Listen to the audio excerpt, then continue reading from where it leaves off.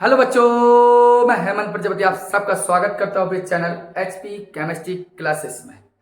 बच्चों, आज हम बात करेंगे धातु और अधातु, मेटल एंड नॉन मेटल्स के लेसन पर। ये लेक्चर दूसरा होगा। मैंने आपको बहुत सुपर तरीका से, अच्छी तरीके से, आप कहोगे मास्टर खुद अपनी गुणगान कर रहा है, तो सर आप कर दीजिए ना।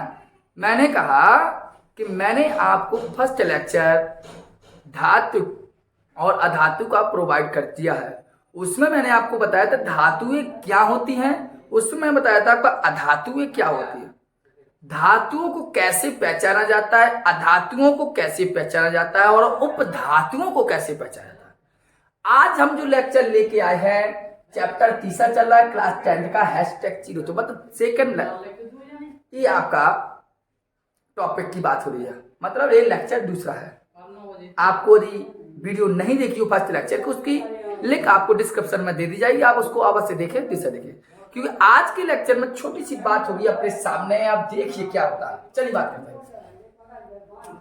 यहां बात हम कर रहे हैं वास्तविक रूप में। यहां आप देखना, यहां हम बात जो करेंगे वो करेंगे सर धातुओं के भौतिक गुण पर। किस पर बात करें? धातुओं के भौतिक गुण पर। फिजिकल प्रॉपर्टीज ऑफ मेटल्स, धातुओं के भौतिक गुण है क्या? तो फिजिकल प्रॉपर्टीज हम देखेंगे धातुओं की। तो फर्स्ट पॉइंट ध्यान देना, देखिए यहां फिजिकल प्रॉपर्टीज क्या है मेटल्स की, तो आप हमेशा ध्यान देना। धातुओं की फिजिकल प्रॉपर्टीज कहती है कि धातुएं क्या होती है? ठोस होती है। अर्थात प्रत्येक धातु, कॉमन सी बात है, मेरा कहने का मतलब है प्रत्येक धातु साधारण ताप, अर्थात साधारण ताप का मतलब है 25 डिग्री सेल्सियस पर क्या होती है सर? ठोस होती है। क्या होती है? ठोस होती है। थोड़ा एक मिनट लिखना, मैं आपको करता हूं। चलिए, थोड़ी डिस्टर्बेंस हुई थी। हमने कहा कि धातुएं कैसी होती हैं? ठोस। अब तक कोई भी टेम्परेचर प्रत्येक धातु, मैंने कहा 25 डिग्री सेल्सियस पर आपका सॉलिड फॉर्म में होगा। इस बात को कॉपी में ध्यान रखना, तो इस बात को आप लिखेंगे अपनी कॉपी में। सेकंड की बात करें तो धातुएं क्या होती हैं? धातुएं चमकदार होती हैं। कैसी होती है सर जी? धातुएं चमकदार होती हैं, अर्थात धातुओं में एक विशेष प्रकार की चमक पाई जाती है। ऐसी चमक को हम धातुओं का धात्विक चमक कहते हैं। क्या कहते हैं? धात्विक चमक कहते हैं। इसको लिखिए। चलिए बात करें तो दूसरा आपने समझा धातुएं कैसी होती हैं? चमकदार। ये सेकंड कंप्लीट हो गया। हमने कहा जो भी धातु होगी उसमें एक विशेष प्रकार की चमक पाई जाती है। ऐसी चमक को हम धात्विक चमक कहते हैं। क्या कहते हैं? धात्विक चमक। इसी कहा जाता है धातुएं चमकदार होती हैं। थर्ड पॉइंट की बात करें तो आपको बता दूं, धातुएं तन्य होती हैं। धातुएं तन्य होती का मतलब है कि धातुओं को खींचा जा सकता है। धातु कहते हैं, धातु अगर सपोज यहाँ है तो धातुओं को खींचा जा सकता है, इसलिए कहा था धातुओं में तन्यता का गुण पाया जाता है। फर्स्ट लेक्चर में मैंने आपको अच्छे से समझाया। जैसे आपको कहा जाता है कि आपको छोटी बात कहते हैं, 1 ग्राम आपका जो गोल्ड होगा, मैंने आपको बताया है, कम से कम आप 2 किलोमीटर तक इसको खींच सकते हैं। इसको हमेशा ध्यान देना। 1 ग्राम गोल्ड को आप कम से कम 2 किलोमीटर तक का तार खींच के बना सकते हैं। यही कहलाता है तन्यता। तो हमने कहा धातुएं ठोस होगी, धातुएं में चमक होती है, जिसे हम धात्विक चमक कहा जाता है। अगर अगली बात करें तो फोर्थ की, तो धातुएं अघात वर्धनीय होती हैं।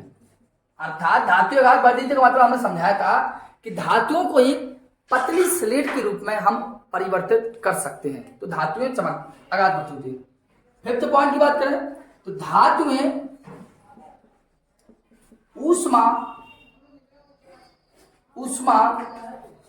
व विद्युत की कैसी होती हैं? अच्छी चालक मानी जाती हैं। इसको भी आप नोट करेंगे कि जो धातुएं होती हैं वे ऊष्मा की और इलेक्ट्रिक की अच्छी कंडक्टर मानी जाती हैं, अर्थात अच्छी से इनमें करंट बहाया जा सकता है। लेकिन आपकी जो लेड है अर्थात पीबी एंड मरकरी अर्थात एच जी, ये धातुओं की अच्छी चालक नहीं होती। अधिकांश सभी धातुएं क्या होती, ऊष्मा का तथा विद्युत की अच्छी चालक होती है, मतलब इसमें करंट अच्छे से फ्लो हो जाता है। लेकिन लेड और मरकरी में करंट अच्छे से फ्लो नहीं होता है, अर्थात लेड और मरकरी विद्युत की अचालक मानी जाती है, ऐसे कहते अच्छी चालक नहीं मानी जाती है।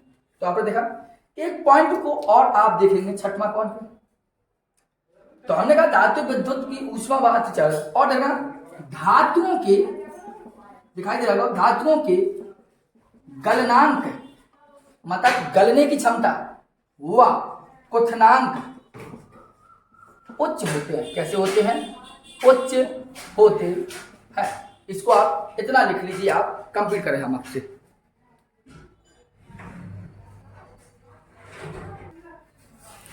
आपने देख लिया, इसको आप लिख लीजिए। आप कहोगे सर बार बार जाता है, तो उसका रीजन है कुछ, आपकी वीडियो डिस्टर्ब ना हो, मतलब वीडियो में कोई प्रॉब्लम की ना हो, इसलिए समझ रहे हैं।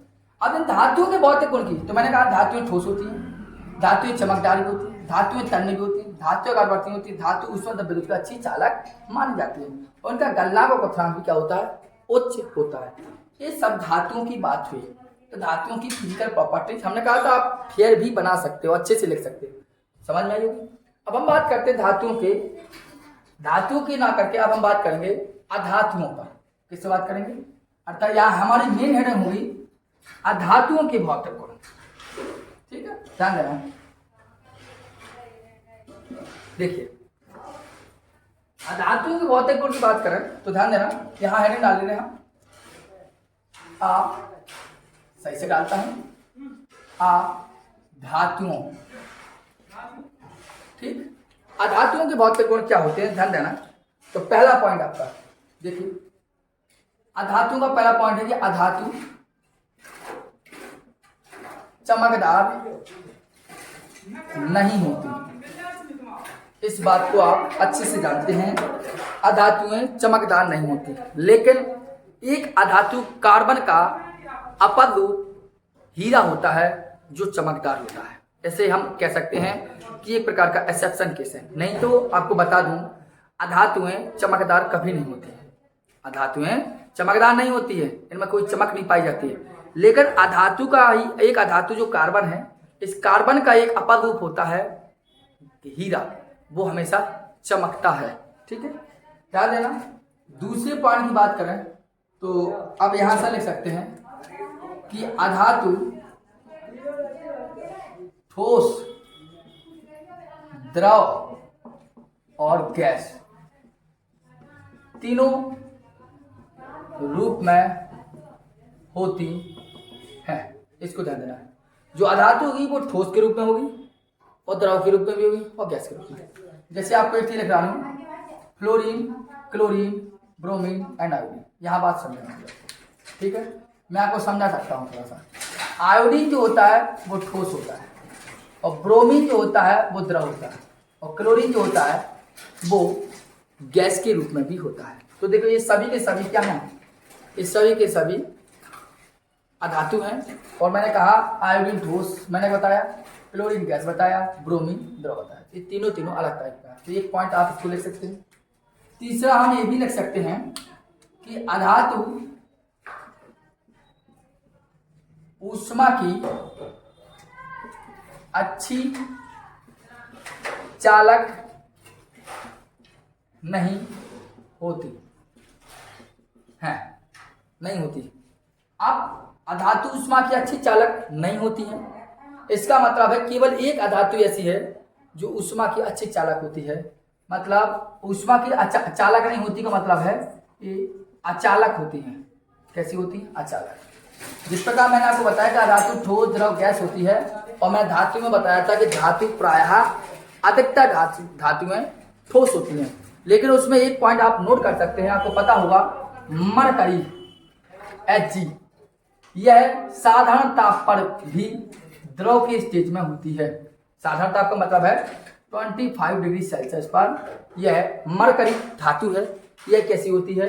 द्रव होती है। उसमें ऐड कर लेना आप, अभी कोई दिक्कत हुई है मैंने कहा अधातु ऊष्मा की अच्छी चालक नहीं होती, इसका मतलब है अचालक। लेकिन इसका एक अपवाद है। अपवाद कौन सा है अपवाद? तो आपको बता दें, अपवाद में आता है ग्रेफाइट। ग्रेफाइट ऊष्मा का अच्छा चालक माना जाता है। ठीक है, तो पहला आपने कहा अधातु चमकदार नहीं होती कभी, लेकिन हीरा ऐसा है जो चमकदार होता है। दूसरा, अधातु ठोस, द्रव, गैस तीनों रूपों में होती है। ठीक, मैंने आपको समझाया। अधातु ऊष्मा की अच्छी चालक नहीं होती का मतलब है ये अचालक होती है, लेकिन ग्रेफाइट को आप छोड़ दीजिए तो नहीं होता है। देखिए, आपको चौथे पॉइंट की बात करें तो अधातु का गलनांक व क्वथनांक कम होता है। उच्च ना होकर, इसका होता तो है बट कम होता है। धातु की अपेक्षा इनका गलनांक अर्थात boiling point and melting point low होता है। ठीक है, ये 5 पॉइंट और बता देता हूं, क्योंकि 5 पॉइंट आपको अवश्य ध्यान रखना है। कम से कम 5 उसके 5 इसके, तभी आपको क्लियर होगा। ये बोर्ड एग्जाम जैसे अनिवार्य है। ठीक है, धातु धातु में आपको समझना है। एक पॉइंट की बात करेंगे तो आपको बता दें, अधातु तन्य या आघात वर्धनीय नहीं होती है। ठीक है, समझ में बनी आई? तो मैंने 5 पॉइंट आपको दिए अधातु के और 5 पॉइंट के समथिंग दिया होगा मैंने धातु के। ठीक है, तो धातु की भौतिक और अधातु के भौतिक गुण आप पढ़िए, उनको नोट कर लीजिए। नेक्स्ट लेक्चर में हम आपसे बात करेंगे धातुओं के रासायनिक गुण पर और अधातु के रासायनिक। वो वाला जो अगला लेक्चर आएगा वो थोड़ा लंबा लेक्चर होगा, तो थोड़ा कॉपी और पेन लेकर उसमें बैठे, क्योंकि उसमें केमिकल रिएक्शन होंगी, केमिकल इक्वेशन होंगी। तो यदि आप चैनल पर नए हो तो चैनल को सब्सक्राइब कर लीजिए और वीडियो को ज़्यादा से ज़्यादा आप शेयर अवश्य कीजिए। बेल आइकन को दबाना मत भूलिए। धन्यवाद।